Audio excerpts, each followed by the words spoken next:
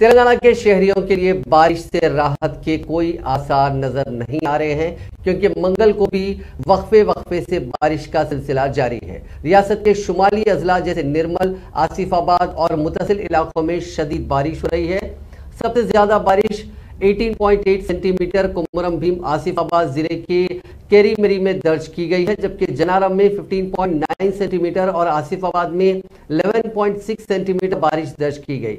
दरियाई गोदावरी में पानी की सतह में 52.9 फीट की कमी हुई, जिसके बाद ओहदेदारों ने भद्राचलम में तीसरे खतरे के निशान से दस्तबरदारी इख्तियार की है। ताहम ड्यूटी ऑफिसर्स को हिदायत दी गई है कि वो चौकस रहें। इसी दौरान श्री राम सागर प्रोजेक्ट में पानी के शदीद बहाव का सिलसिला जारी है, क्योंकि इसके आबगिर इलाकों में शदीद बारिश हो रही है।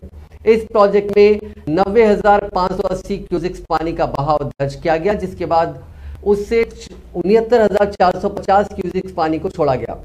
इस प्रोजेक्ट की मुकम्मल सतह आब 1,091 फीट है, जबकि इसकी मौजूदा सतह आब 1,087 फीट दर्ज की गई है।